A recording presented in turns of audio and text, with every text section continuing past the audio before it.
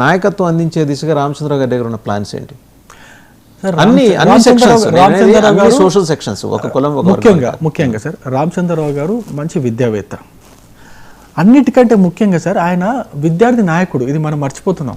విద్యార్థి ఉద్యమ నాయకుడు, విద్యార్థి దశలో ఉన్నప్పుడే ఆయన నాయకుడు.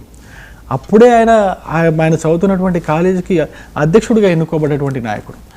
యూనివర్సిటీలో జరిగినటువంటి హత్యలు, ఇప్పుడు ఏదైతే ఈ ఆర్ఎస్యు వాళ్ళు కావచ్చు, అప్పుడున్నటువంటి మావోయిస్టుల చేతుల్లో విద్యార్థి నాయకులు ఎంతమంది అయితే హత్య చేయబడ్డారో వాళ్ళందరూ శవాలు మోసినటువంటి వ్యక్తి సార్ ఆయన. విద్యార్థుల సమస్యలు తెలుసు ఆయనకి.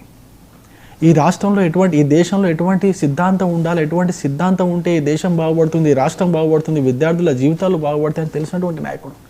విద్యార్థి దశ నుంచి నాయకుడిగా ఎదిగినటువంటి వ్యక్తి.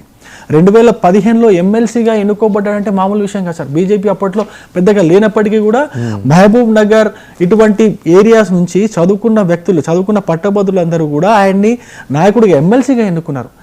ఆయనలో ఉన్న నాయకత్వం యొక్క లక్షణాలు చూసే కదా ఎన్నుకుంటారు, ఊరికేనే కదా. ఇప్పుడు ఎమ్మెల్సీగా ఎన్నుకోవడం అంటే మామూలు విషయం కాదు సార్.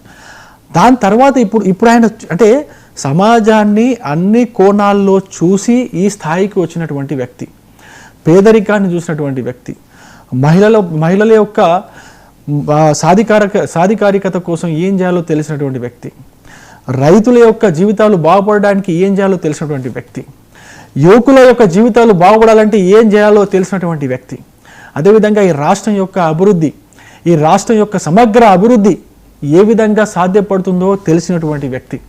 ఇవన్నీ తెలిసినటువంటి అన్ని గుణగణాలు కలిసినటువంటి వ్యక్తి రామచంద్రరావు గారు. ఇందులో ఎటువంటి డౌట్ లేదు, ఏ క్వశ్చన్ డౌట్ లేదు. కాబట్టే బీజేపీ అధిష్టానం పెద్దలు రామచంద్రరావు గారికి ఇంత పెద్ద బాధ్యతను అప్పచెప్పారు.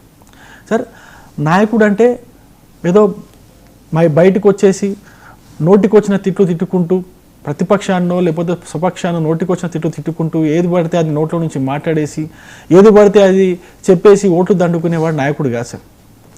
ఎవరైతే ప్రజల సమస్యల్ని అర్థం చేసుకొని దాని తగ్గట్టుగా తమ యొక్క విధానాన్ని మార్చుకొని, విధానాన్ని సంసిద్ధంగా చేసుకొని దాని తగ్గట్టుగా పని చేసుకుంటూ పోయేవాడు, తన టీంని సంసిద్ధం చేసుకునేవాడు, తన టీంతో ఆ విధంగా పని చేసుకుంటూ పోయేవాడు.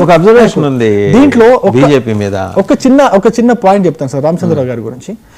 ఆయన చూడడానికి స్వతహాగా కొంచెం సాఫ్ట్ క్యారెక్టర్ లాగా కనిపిస్తారు, కానీ ఆలోచన ఎక్కువ ఉంటుంది. ఆయన ఆలోచన చాలా పెద్దది.